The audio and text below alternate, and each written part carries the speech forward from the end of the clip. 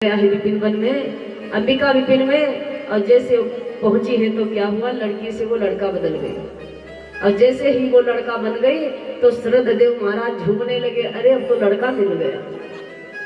और भैया आगे चल करके उन्हीं बुद्ध से पुरुरवा उत्पन्न होते हैं। और पुरुरवा से भैया सूर्य वंश होता है। और सूर्य वंश में जब इनके पुत्र 3 पैदा होते हैं, उत्कल विकल गए। और उन्हीं सूर्यवंश में, वही सूर्यवंश कहलाया। एक शहर था जिस शहर का नाम था पहले मधुपुरी। मधुपुरी से उस शहर का नाम पड़ गया मधुरा। अब मधुरा से भैया आगे कहा जाने लगा है मथुरा। पहले उस मथुरा का नाम था मधुरा, मधुरा से पहले नाम था उसका मधुपुरी। क्योंकि भैया समय आता है तो परिवर्तन होता है। क्योंकि पहले के जमाने में भैया बहनोई को जहाँ बहन ब्याहते थे तो कहते थे बहनोई। अब बहनोई से भैया धीरे धीरे परिवर्तन हुआ। पहले बहनोई साहब, फिर रह गए बहनोई, और बहनोई से हो गए जीजा। अब जीजा से भैया धीरे धीरे परिवर्तन हो गया है तो हो गए हैं जीजू। अब जीजू से भैया हमें तो ऐसा लगता है किसी दिन जूजू ना हो जाए। तो ये है परिवर्तन। तो आगे चल करके उसी सूर्यवंश उन्हें पुरुरवा के घर में एक फिर बालक जन्म लेता है। पुनर्वसु। पुनर्वसु का विवाह किसके साथ होता है? आहुक के साथ। आहुक का विवाह काशी के एक राजा थे, उनसे विवाह, राजा की कन्या से विवाह होता है। और वही महाराज आहुक की पत्नी का नाम है काश्या। अब वो काश्या, भैया शांति का वातावरण बनाए रखें। वही आहुक जी महाराज के घर में बारी बारी से 2 पुत्र उत्पन्न हुए, जिसमें से एक पुत्र का नाम है उग्रसेन जी महाराज और दूसरे पुत्र का नाम है देवक जी महाराज। 2 पुत्र उत्पन्न होते हैं। और वही आगे चल करके दोनों बच्चों का विवाह कर देते हैं। और जैसा कि नियम है, राजा राज्य का उत्तराधिकारी ज्येष्ठ पुत्र कहलाता है, यानी पहला बेटा, बड़ा बेटा। तो राजा ने सोचा क्यों ना बेटे को राज तिलक कर दिया जाए। तो उग्रसेन जी महाराज को राजगद्दी दे दी गई। और जैसे ही उग्रसेन जी महाराज को राजगद्दी पे बिठा दिया गया तो उग्रसेन जी महाराज का विवाह होता है देवी पवन रेखा के साथ। और देवी पवन रेखा बड़ी सुंदर है। देवी पवन रेखा ने क्या सोचा, एक दिन सखियों के साथ में कहाँ पहुंची है, वन विहार करने बाग में गई। वन विहार करने के लिए जैसे ही देवी पवन रेखा एक बाग में पहुंची तो वहां क्या हुआ भैया, देवी के साथ में एक घटना घटती है। देवी के साथ में एक घटना घटती है। आप लोगों ने कथा श्रवण पान किया है, पिछले सप्ताह में जब आई थी तब भी कृष्ण जन्म की कथा सुनाई गई थी। अब कोई भी होगा कृष्ण जन्म की कथा तो होनी ही होनी। तो बोलिए गोविंद भगवान की, बोलिए साचे दरबार की। अब भैया कहते हैं कि द्वापर में भी त्रेता युग की जो मैया केकई है ना, और यही आकर के देवकी जी बनी है। क्यों? राम को जब 14 वर्ष का वनवास दे दी थी ना, जय हो सीताराम, तो मैया बड़ा दुखी हो गई थी कि भरत मुझे राम मैया नहीं कहता है। तो राम ने कहा मैया चिंता मत करो, अब जब मेरा कृष्ण अवतार होगा तब तुम्हारा देवकी का अवतार होगा। तो मैया मैं तुम्हारे गर्भ से अवतार लेकर के आऊंगा। तो वही केकई आज बन गई है महाराज देवकी। तो क्या हुआ, आज देवी पवन रेखा एक बाग में पहुंची। और बाग में जैसे ही देवी पहुंची है तो एक राक्षस ने देवी को देख लिया। उस राक्षस का नाम है दुर्मलिक। दुर्मलिक नाम के राक्षस ने देखा देवी बड़ी सुंदर है, तो क्या हुआ, उसने अपना प्रभाव दिखाया। और जैसे ही प्रभाव दिखाया तो क्या हुआ भैया, बादल गड़गड़ाने लगे, और बिजली चमकने लगी। क्या बात है।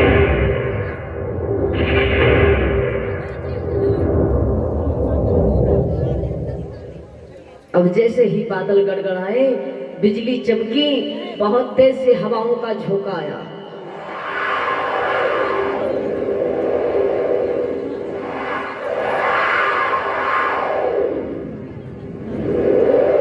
क्या आंधी का वेग है। जैसे ही आंधी का वेग आया तो क्या हुआ भैया, देवी पवन रेखा अपनी सखियों से बिछड़ गई। और जैसे सखियों से बिछड़ी है तो क्या हुआ, दुर्बलीक नाम का राक्षस था, उसने अपना प्रभाव दिखाया। मानो झिमिर झिमिर बारिश होने लगी, बारिश हो रही है, बिजली चमक रही है, बादल गड़गड़ा रहे हैं, बड़ा तेजी से धमाका हुआ, आवाज आई। क्या बात है।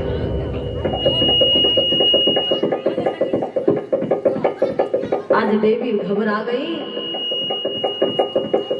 और आंधी के वेग में देवी अपनी सखियों से बिछड़ गई।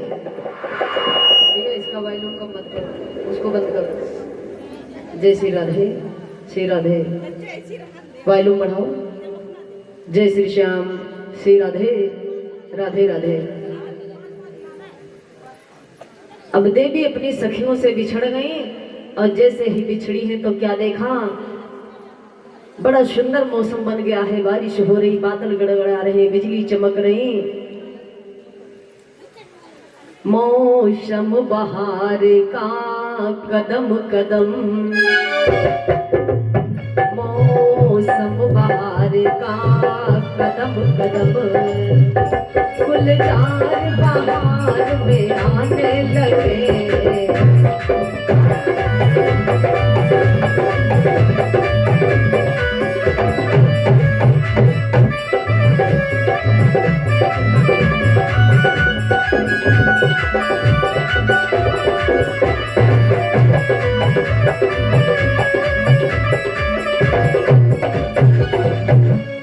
क्या हुआ भैया, मीठे मीठे चलते रहो।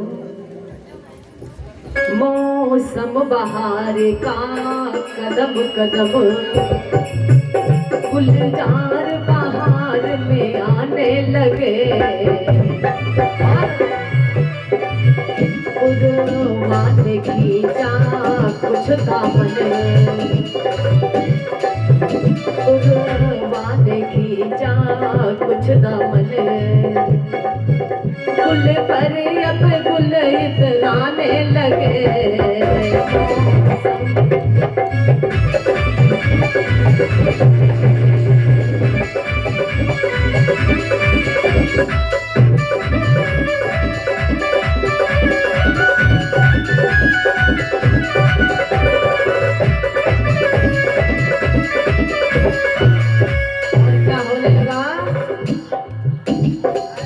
मौसम इतना सुंदर बन गया तो क्या हुआ, मस्तानी बोली बोल बोल,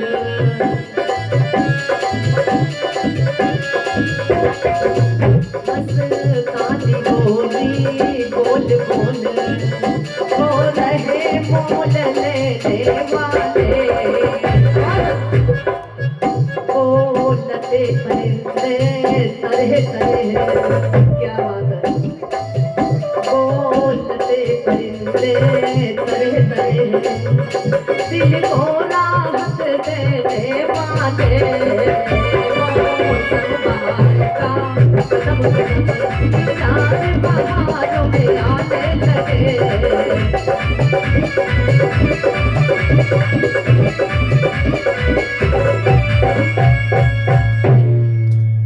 मौसम बहार का कदम कदम, गुलजार बहार में आने लगे। और पुरवा ने खींचा कुछ दामन, तो गुल पर गुल इतराने लगे। मानो पुष्पों ने अपनी खुशबू फैलाना चालू किया।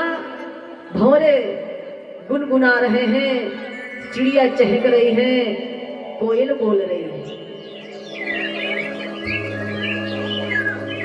इतना सुंदर दृश्य उस बाग का हो गया। तो क्या हुआ भैया, आज दुर्मुलिक नाम के राक्षस ने अपना प्रभाव फैलाया और जैसे ही प्रभाव फैलाया, मौसम बनाया। जय हो, जय श्री राधे।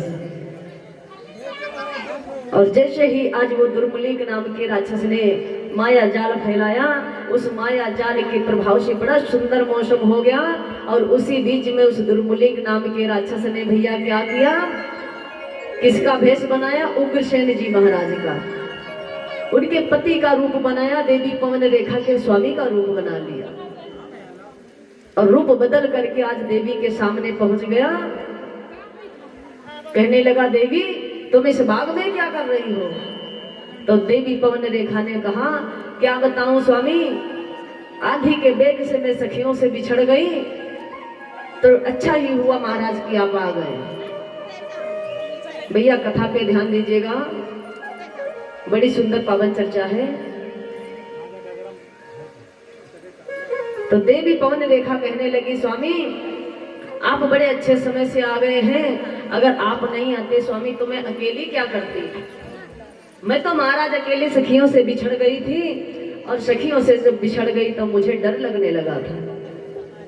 तो वो राक्षस कहने लगा, वो राक्षस देवी पवन रेखा से बोला, ओ प्रिय रुदन मत कर, हाजिर है तेरा रखवाला, हाजिर है तेरा रखवाला, हाजिर है तेरा रखवाला, मेरे सामने कुछ देखे है कौन बड़ा हिम्मत वाला।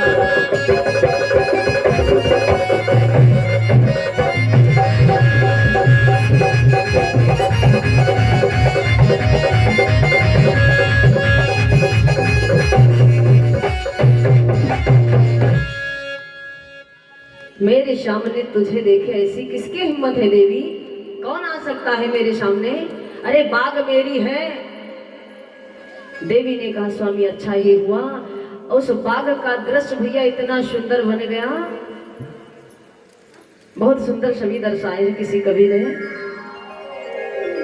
कि हरे रामा सावन मास, मानो उसने ऐसा महीना बना दिया जैसे सावन का महीना हो कि हरे रामा सावन मास घन घोर बदरिया छाई हो हारी, कि हरे रामा सावन मास घन घोर बदरिया छाई हो हारी, घोर बदरिया छाई, घोर बदरिया छाई।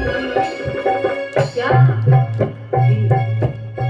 हरे रामा सावन मास घन घोर बदरिया छाई हो हारी, हरे रामा सावन मास घन घोर बदरिया छाई हो हारी।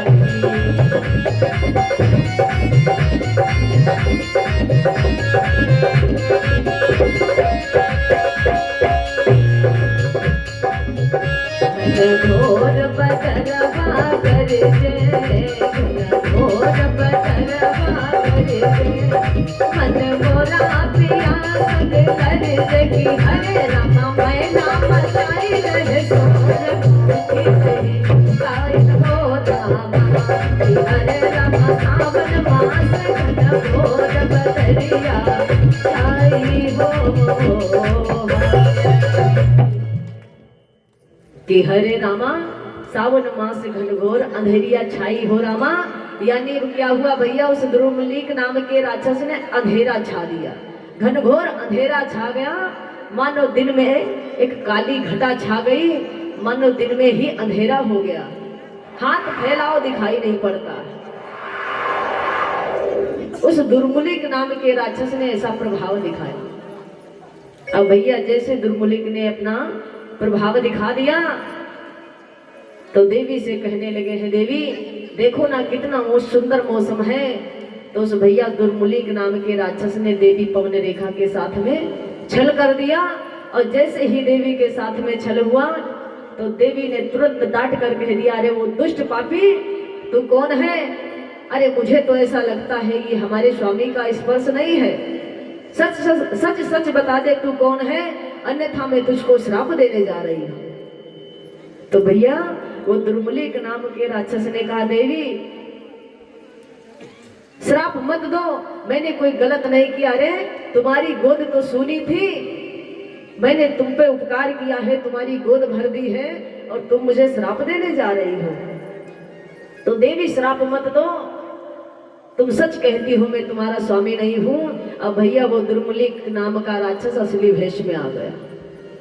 तो आ करके देवी से बोला, देवी सुनो, मैंने उपकार इतना बड़ा कर दिया है कि तुम्हारे गर्भ से जो बालक जन्म लेगा वो कोई साधारण सा बालक जन्म नहीं लेगा, मेरे समान योद्धा होगा, कोई भी जीत न पाएगा। अरे राजा नल तो मामूली है, वो इंद्र को हरा कर आएगा। अरे राजा नल क्या है? अरे वो तो इंद्र को भी हरा देगा, इतना बड़ा बलशाली पुत्र होगा जिससे लड़ने के लिए स्वयं परमात्मा को अवतार लेना पड़ेगा, स्वयं नारायण को अवतार लेना पड़ेगा। और तुम कहती हो मैं तुमको श्राप देती हूँ। नहीं देवी, श्राप मत दो। अब भैया जैसे ही देवी की पवन रेखा की और उस दुर्मुलिक नाम राक्षस की वार्तालाप हुई, भैया मौसम साफ हो गया। अब मानो अचेत अवस्था में हो गई देवी पवन रेखा। सखियां आई, देखी बहना क्या हुआ, तुम्हारे चेहरे की चमक खत्म हो गई, तुम्हारे चेहरे की रौनक खत्म हो गई, क्या बात है सखी? तेरा श्रृंगार तो हमें बिगड़ा दिखाई दे रहा है। और जैसे ही कहा कि तेरा श्रृंगार हमें दिखाई बिगड़ा पड़ रहा है, तो क्या बोली है देवी पवन रेखा, अरे सखी क्या करूं, आंधी के बेग से मैं तुमसे बिछड़ गई। और बहना जैसे मैं तुमसे बिछड़ी तो क्या हुआ, एक बंदर आ गया और सखी उस बंदर ने मुझ पे झपटा मारा, उसने मेरे श्रृंगार को बिगाड़ दिया। भैया कहते हैं बात बड़े घर की है ना, महलों में ही रहना चाहिए। सखियां जान जाएंगी तो बात पूरे समाज में फैल जाएगी। तो देवी पवन रेखा ने उस बात को छुपा लिया, कहा अरे बहना एक बंदर आ गया, उसने मेरे श्रृंगार को बिगाड़ दिया। अब भैया वहां से चल करके देवी अपने महल में पहुंची। उग्रसेन जी महाराज को उस बाग का पूरा दृश्य बताया, महाराज हमें एक दुर्मुलिक नाम के राक्षस ने छल दिया। तो आज उग्रसेन जी महाराज कहने लगे, देवी ये तो बड़ा गलत हुआ, लेकिन अब ये बात समाज में नहीं जाना चाहिए, महलों में ही रहना चाहिए।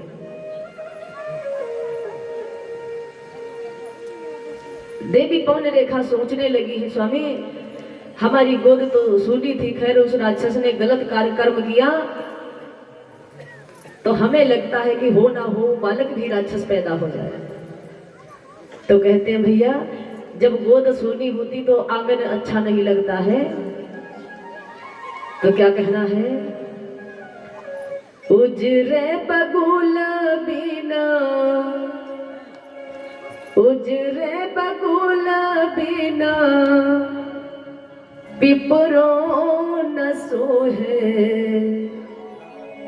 कोयल बिन, कोयल बिन बगिया न सोहे राजा, कोयल बिन बगिया न सोहे राजा, कोयल बिन बगिया न सोहे राजा, बगिया ना सोहे राजा, कोयल बिन बगिया ना सोहे राजा, ना सोहे राजा ना सोहे राजा, ना सोहे राजा ना सोहे राजा, ना सोहे राजा ना सोहे राजा, ना सोहे राजा ना सोहे राजा, कोयल बिन बगिया ना सोहे राजा, कोयल बिन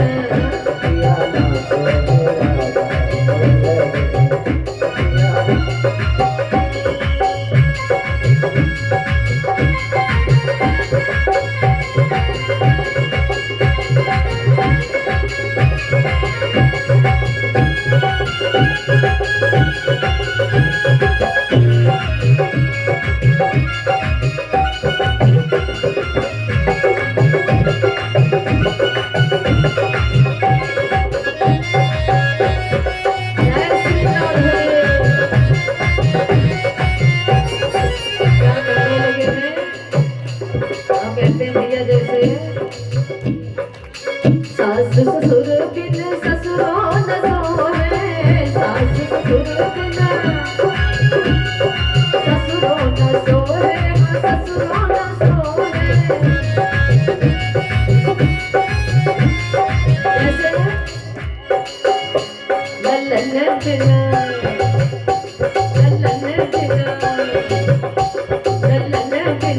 पतिया ना सोहे राजा, कोयल बिन पतिया ना सोहे राजा।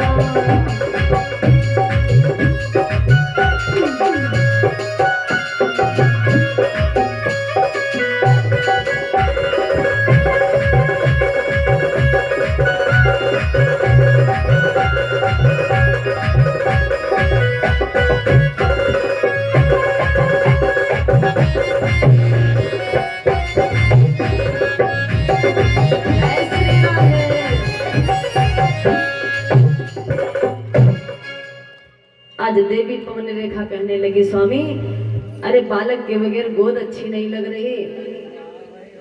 अब चिंता ये बढ़ गई है कि ऐसा हो ना हो जो बालक उत्पन्न होगा तो राक्षस ही ना हो जाए। भैया समय काल व्यतीत हुआ, देवी पवन रेखा के गर्भ से एक बालक ने जन्म लिया और जैसे ही उस बालक ने जन्म लिया तो मैया पृथ्वी कांपने लगी और जैसे ही मैया पृथ्वी कांपी तो मानो बादल गड़गड़ाने लगे, भूकंप आ गया, धड़ाक आने लगे, धमाका हुआ बहुत तेजी से, तूफान आ गया।